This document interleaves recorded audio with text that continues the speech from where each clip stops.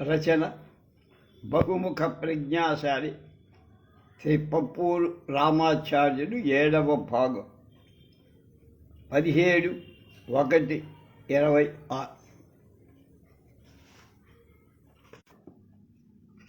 పుస్తకంలో 8వ భాగం సర్వతోముఖాభివృద్ధి సాధన. అది శ్రీ సాధన పత్రిక నడుపుతున్నారు కదా, అలా విమర్శకు మరొకరు అసలు కృషిని వెలికి తెచ్చిన సంపాదకుడు, కవి లేదా రచయిత పరిశీలన చేసి తన హృదయం మేధతో రంగరించి సృజనాత్మకంగా తన రచన దిద్దుతా. కానీ మంచి విమర్శకుడు రచయితకు పాఠకుడికి మధ్య వారధిగా ఉండి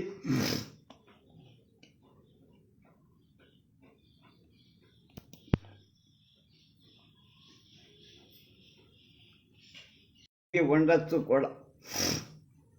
ఈ విషయాచకురాని విషయం ఈ రచనకు తొలిసారి ఎంపిక చేసి ప్రచురించిన పత్రిక, ఆ పత్రిక సంపాదకుడు గురించి.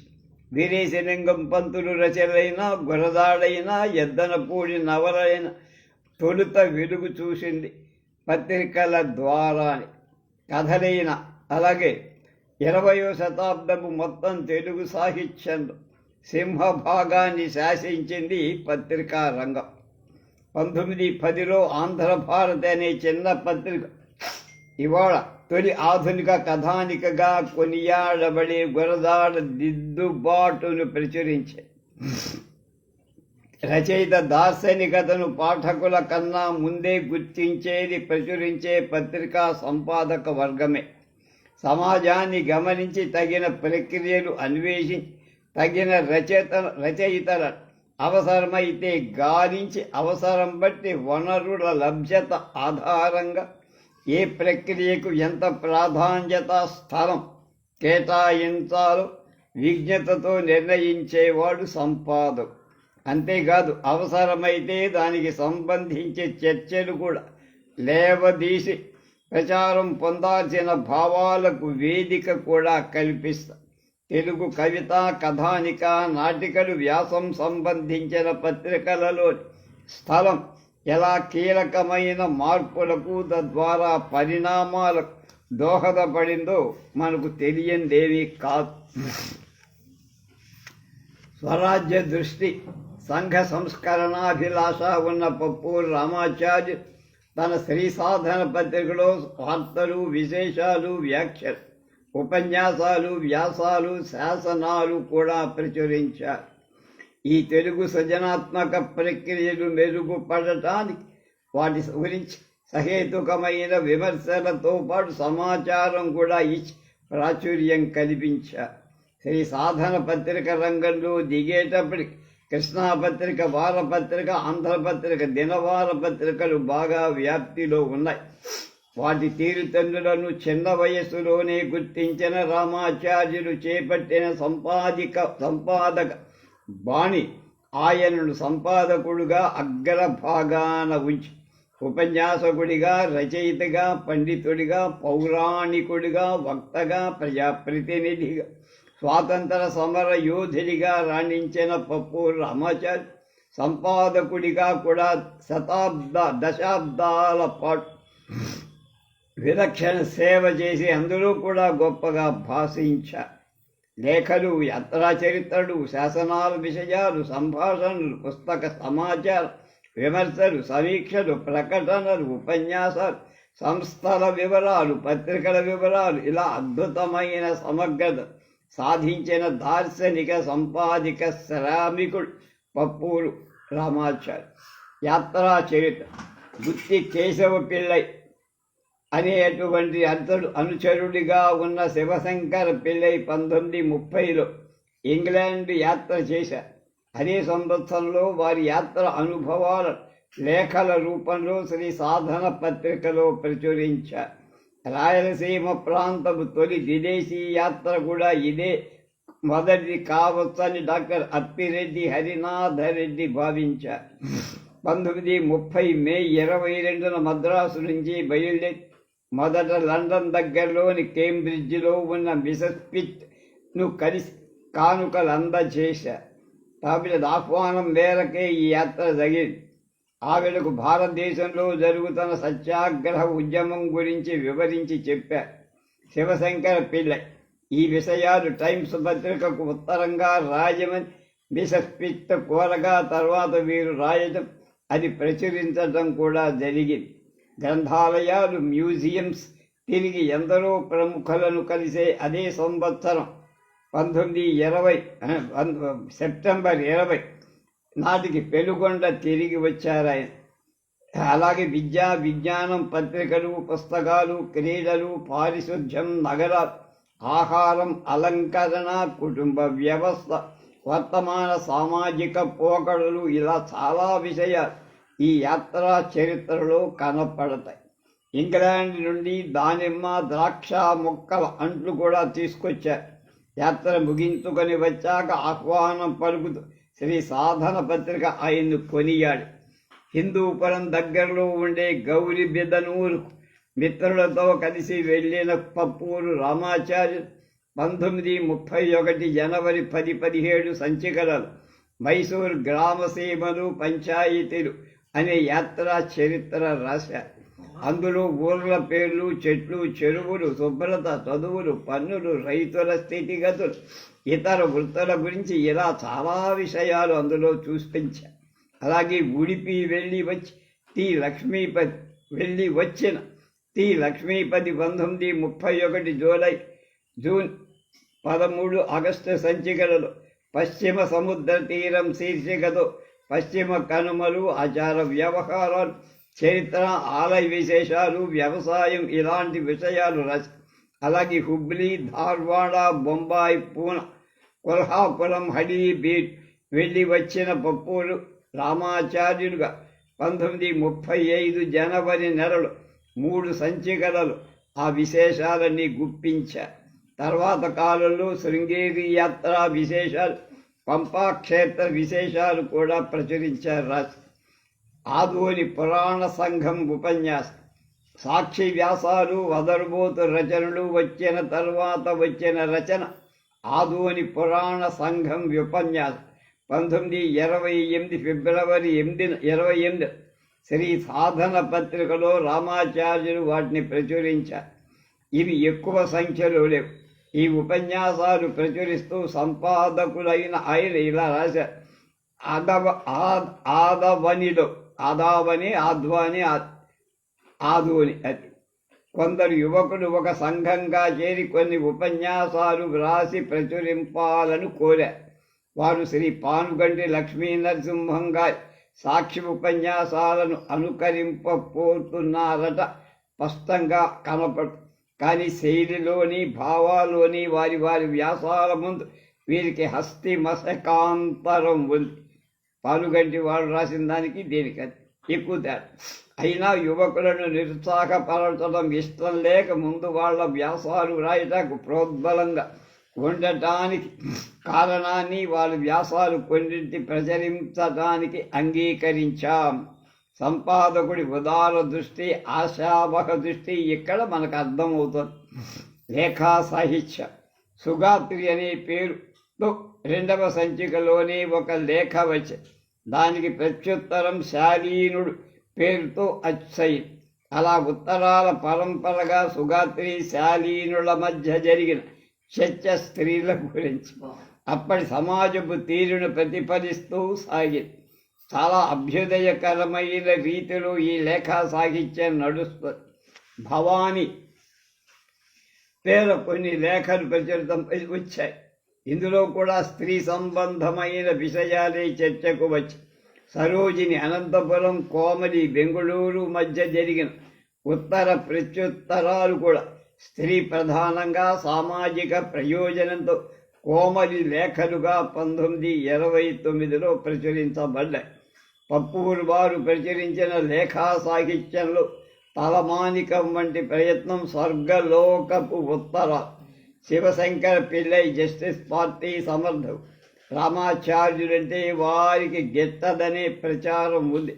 శివశంకర పిళ్ళైకి మిత్రుడైన కోన తిమ్మారెడ్డి స్వర్గం నుంచి ఒక లేఖ రాసినట్టు శ్రీ సాధన పత్రికలో 1936లో ప్రచురితం అయ్యింది. దీనికి శివశంకర పెళ్ళై ఉత్తరం రాయడం, దానికి సంపాదక విజ్ఞప్తితో పాటు ప్రచురించడం కూడా ఒక గొప్ప విశేషం. సంభాషణ రామాచార్యులు పురాణాలు చెప్పడంలో వర్తమాన రాజకీయ దృష్టాంతాలను చమత్కారంగా కలిపి రంగస్థలంపై ప్రదర్శించడంలో సిద్ధహస్త. తన పత్రికలో ఇలాంటి వ్యంగ్యోక్తులతో సంభాషణలుగా ప్రచురించారు. మర్కటుని లోక సంచారం, యమాలయం, సంఘ సంస్కరణలు, దొరగారి దయ, ఓటు కన్యా వివాహం, అభినవ హరిశ్చంద్ర, లీగ్ ఆఫ్ నేషన్స్, దరిద్ర నారాయణుని పెళ్లి, సాగునీరు, నెహ్రూ రాయబారం మొదలైనవి ఈ జాబితాలో ఉంటాయి. వర్తమాన పోకడలపై వ్యాఖ్యానాలుగా వీటిని మలచారాయి. సంపాదకుడు చేయి తిరిగిన రచయిత, రంగస్థల కళాకారుడు కూడా కావడంతో కొన్ని ప్రయత్నాలు చాలా తేలికైపోయాయి. విజయాలు సులువుగా నమోదయ్యాయి. రంగస్థలం తప్ప మరీ వినోద సాధనం లేని కాలంలో ఇలాంటివి ఎవరి ఊర్లో వాడు పెద్ద శ్రమ లేకుండా ప్రదర్శించుకోవచ్చు. ఇదే ప్రక్రియలో విజయ రహస్యం. సర్వతోముఖాభివృద్ధితో, విశాలమైన దృష్టితో దీనిలో రాజకీయ స్వాతంత్రం కూడా అంతర్భాగంగా పత్రిక కొనసాగించారు. తొలి 10 ఏళ్ళు సాహిత్య ప్రధానంగా శ్రీ సాధన పత్రిక సాగిదే. తర్వాత స్వాతంత్రోద్యమ దృష్టితో కథం తొక్కి స్వాతంత్రం సాధించిన తర్వాత రామాచార్యులు కాంగ్రెస్ నుండి బయటికి వచ్చి సహేతుకమైన విమర్శతో పత్రిక నడిపారు. అలా 1.5 దశాబ్దాలు 15 ఏళ్ళు గడిచారు. విరక్తి చెంది రాజకీయ విమర్శలు పూర్తిగా మానేశారు. తర్వాత ఒక పుష్కరం పాటు 12 ఏళ్ళు రామాచార్యులు పత్రికను నడిపిన అది సాధన తగ్గిన దశ. నీలం సంజీవరెడ్డి వంటి నాయకుల సాన్నిహిత్యం ఉన్న పత్రికను వృద్ధి చెయ్యాలనే దృష్టితో కాక, సమాజానికి ముఖ్యంగా రాయలసీమ వాసులకు ఏది ప్రధానం అనే ఆలోచనలోనే పప్పూరు ఆలోచించారు, కృషి చేశారు. నిజానికి శ్రీ సాధన పత్రిక అన్ని సంచికలు సమగ్రంగా నిశితంగా పరిశోధిస్తే రాయలసీమ స్వాతంత్రోద్యమ సాహిత్య సాంస్కృతిక చరిత్ర పునర్నిర్మాణం చెయ్యొచ్చు. ఇది చాలా చాలా అవసరమంటాడు నాగసూరి వేణుగోపాల్. 9వ అధ్యాయం స్ఫూర్తి కేతనం అంటే జెండాలు. సంఘ సంస్కరణ, స్వాతంత్ర ఉద్యమం, సంపాదకత్వం 3 పేటలుగా మూర్తీభవించిన పప్పూరు రామాచార్యుల గారి జీవితాన్ని విహంగ వీక్షణంగా చూస్తే చిరకాలపు మన్నిక గల స్ఫూర్తి కేతనంగా కనిపిస్తారు. రాయలసీమ ప్రాంతపు సాహిత్యానికి అస్తిత్వపు వెలుగుజాడగా విద్వాన్ విశ్వం రాసిన పెన్నేటి పాటను పరిగణిస్తారు.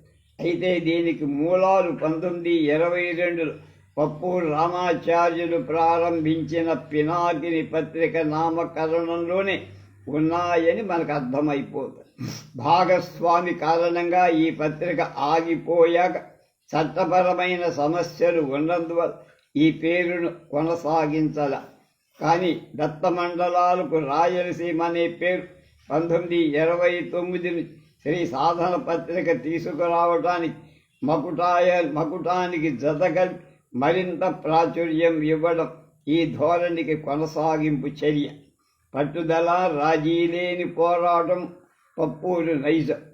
టంగుటూరి ప్రకాశం, అయ్యదేవర్, తెన్నేటి వావిలాల వంటి వాళ్లతో జీవిత కాలపు మైత్రి పప్పూరు వారి స్వభావాన్ని తెలియజేస్తుంది. శ్రీబాగ్ ఒప్పందం దగ్గరి ఆ పోరాటానికి ప్రతీకగా మారిన వ్యక్తి, దానికై పట్టు సడలని వ్యక్తి పప్పూరు వారే.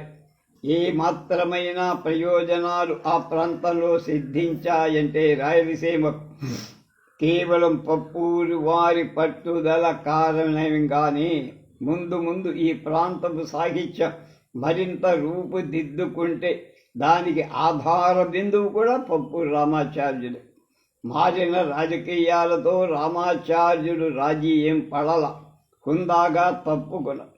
వారి లౌక్యం తెలిసిన వ్యక్తి అయి ఉంటే తెలుగు రాష్ట్రం ఏర్పడగానే తన పత్రిక రాష్ట్ర స్థాయిలో విస్తరించుకొని తన ప్రాబల్యం పెంచుకొని ఉండేవారు. స్వాతంత్రం రాకముందే కాంగ్రెస్ నాయకుల వ్యవహారం ఆయనకి నచ్చల.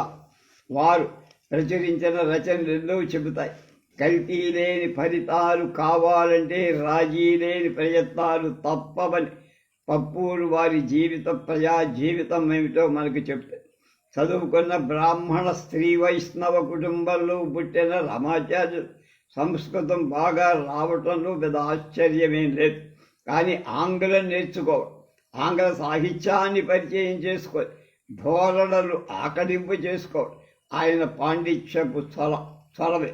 ద స్పెక్టేటర్, ద టాట్లర్ పత్రికా ధోరణులకు ఇష్టపడే ముందు వారు తప్పకుండా తన కాలపు సమాజానికి పనికి వచ్చే ఏవి అని లోతుగా పరిశీలన చేసి ఉంటారు. తర్వాతనే రాళ్లపల్లి అభిప్రాయపడినట్టు ఆలోచనగా హేతుబద్ధమై వాంగ్మి రూపంలో 20 ఏళ్ల వయసులో వదరుబోతు ప్రయత్నాన్ని 2 ఏళ్ల పాటు నిర్వహించగలిగారు. పత్రికా నిర్వహణలో సంపాదకుడిగా వారి దృష్టి కందుకూరి పంతులు గారి దృష్టి కొన్నంత వైశాల్యం కలదని, వారి పటుత్వం గాడిచర్ల వారి స్థాయి వంటిదని పరిశీలిస్తే మనకి అవగతమవుతుందంటాడు నాగస్వరి. కేవలం 1-2 దశాబ్దాల క్రితమే పప్పూరు రామాచార్య శ్రీ సాధన పత్రిక కృషి గురించి కొంత ఆసక్తి పెరిగి ముందు శ్రీ సాధన పత్రిక పినాకిని ప్రచురించిన విషయాలు వస్తువు, ప్రక్రియ, ధోరణి పరంగా వింగడించి లోతుగా పరిశీలించాల్సిన అవసరం వచ్చింది. ఇంతవరకు జరిగింది చాలా ఉపరితలమైన పెరిఫరల్ అంటారు కృషి మాత్రం. గాడిచెర్ల హరిసర్వోత్తమరావు గారి రచనలే చాలా అముద్రితంగా ఉండిపోయాయి. మరి అలా మరుగున పడిన జ్ఞాన సంపద పరిణామాన్ని గమనిస్తే కొంత గుర్తించగలం. ఈ దశలో పూర్తి స్థాయి నిజమైన పరిశోధన జరిగితే కానీ ప్రయోజనం లేదు. అలా అని ఇంతవరకు జరిగిన పూర్వపక్షం చెయ్యలే. పప్పూరు రామాచార్యుల సంపాదక నేత్రం, వాదన దృక్కోణం ఎంత విశాలమో ఆ ప్రాంత వాసులు బాగా గుర్తించగలిగారు. అయితే అది మిగతా ప్రాంతాలకు పరివ్యాప్తం కావాలిగా. అది ఖచ్చితంగా రేపటి కృషికి దారి దీపం అవుతుంది. మా సరసభారతి బ్లాగ్లో కూడా పప్పూరు వారిని గురించి సుమారుగా 7-8 సంవత్సరాల క్రితమే నాకు దొరికితే వ్యాసం రాశారు. ఒకవైపు రాజకీయ రంగం, మరొక వైపు పత్రికా సంపాదకత్వం కారణం వారు అనేక రచనలు చేసి ఉండకపోవచ్చు. అది నిర్ధారించలేవు. 1926 నుంచి కనీసం 4 దశాబ్దాలు శ్రీ సాధన పత్రిక సంచికలు మొత్తం సంశోధిస్తే కానీ రామాచార్యుల రచన ఏమిటో, వాడి తీరుతెన్నేమిటో పూర్తిగా లెక్క కట్టలేం కూడా. అలాగే వారు తమ పత్రికలో రాసిన సంపాదకీయాలు ఇప్పటికీ ఈ పేరు కూడా స్థిరపడల. సంపాదకీయమనే పేరు వ్యాసాలు సేకరించి ప్రచురించాలి. ఇలాంటి కృషి వారి పత్రిక నిర్వహణ దృక్పథాన్ని, వచన శైలి విన్యాసాన్ని విశదం చేస్తుంది.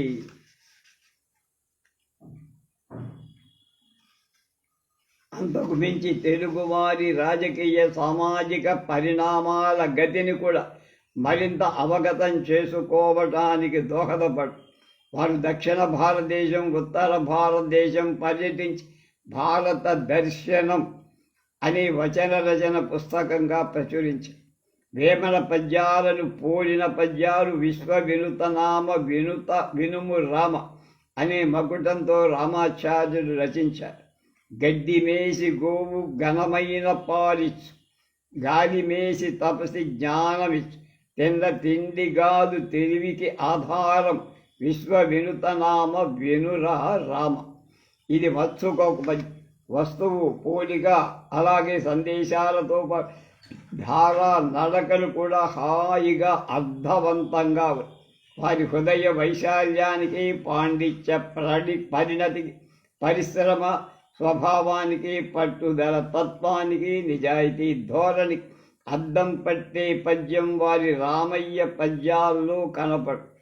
నిరపేక్షమైన సత్యాన్ని ప్రతిఫలించే ఆ పద్యంతో ఈ వ్యాసాన్ని ముగిస్తున్నాడు నాగసూరి వేణుగోపాల్. చెట్టు మీద కోట్లు చిగురాకు పువ్వులు, ఒకటి తొడనొకటి వలసి కొలం, ఒకటి తోడ ఒకటి ఒరిసి కొలం, వాటికి పోటీ లేదు. నీతి పరుల బ్రతుకు ఈ రీతి నుండురా, విశ్వ వినుతనామ వినుర రామ. కొన్ని పప్పూరు వారి జీవితంలో అనుబంధాల్లో చెప్పారు ఘటాలు. 8 నవంబర్ 1896 పుట్టారు. ఇంటి చదివేయండి, మెట్రిక్యులేషన్ రాజమండ్రి. 1914 నుంచి 16 వరకు ఇంటర్ మద్రాస్. 17 నుంచి 18 అనంతపురం నుంచి వదలుబోతు కళపత్రిక ప్యాంఫలెట్ నిర్వహణ. 20 మార్చి అనంతపురంలో బిఏ మధ్యలో అక్కడ కలెక్టరేట్లో గుమాస్తాగా చేరరు. 21 మార్చి గుమాస్తా ఉద్యోగానికి రాజీనామా. సంజీవరెడ్డి గారి సొంత ఊరు ఇల్లూరులో ట్యూటర్ ఉద్యోగంలో చేరరు. 25 మే 1921 పామిడి కళ్ళు అంగడి పికెటింగ్. 29 సెప్టెంబర్ 21 గాంధీజీ తాడిపత్రి రాక. 16 సెప్టెంబర్ 22 పినాకిని పత్రిక స్థాపన. 14 ఆగస్టు 1926 సాధన పత్రిక స్థాపన. 3 September 1927 voice of the ceded district అనే మాటలను శ్రీ సాధన పత్రిక మకుటంలో జోడించడం.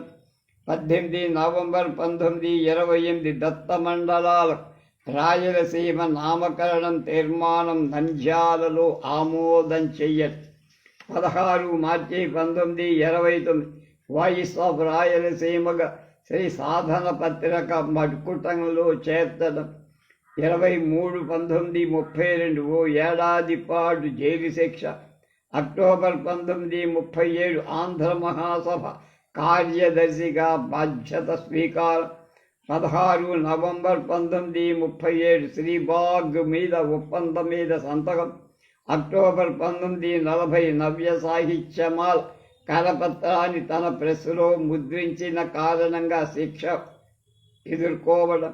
1940 వ్యక్తి సత్యాగ్రహంలో 3 రోజులు అరెస్ట్. 2 సెప్టెంబర్ 1942 క్విట్ ఇండియా ఉద్యమంలో అరెస్ట్. 7 డిసెంబర్ 1943 వేలూరు, తంజావూరు జైళ్లలో శిక్ష అనంతరం విడుదల. 47-52 మధ్య అనంతపురం మున్సిపల్ చైర్మన్గా పనిచేయడం. 50 దక్షిణ భారతదేశ యాత్ర. 52-55 గ్రంథాలయ సంస్థ చైర్మన్. 59 ఉత్తర భారతదేశ యాత్ర. 55 నుంచి 62 7 శాసనసభ్యులుగా. 21 మార్చి 1972 కనుమూత చనిపోయారు.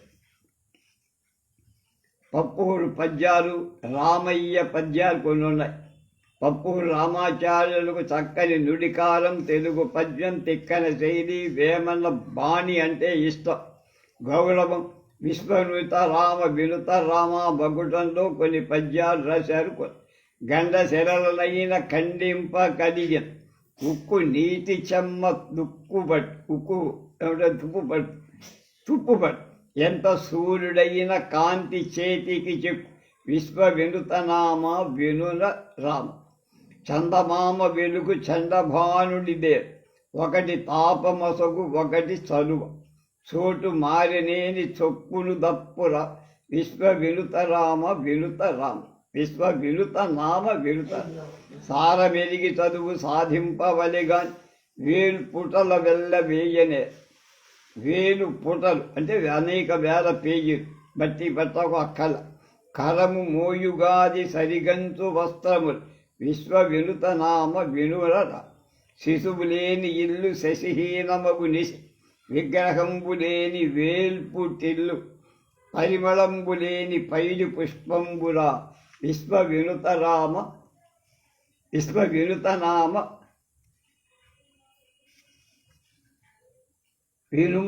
వినుము రామ.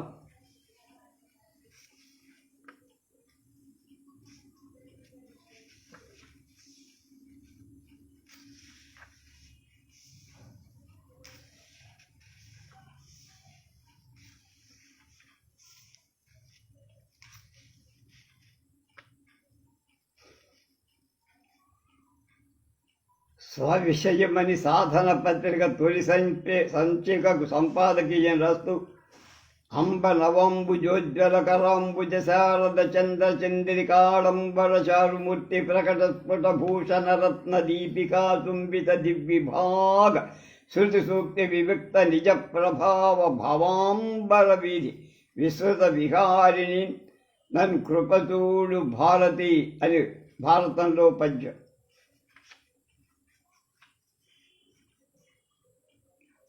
సాధన పత్రిక ఇలా ఉండేది అది.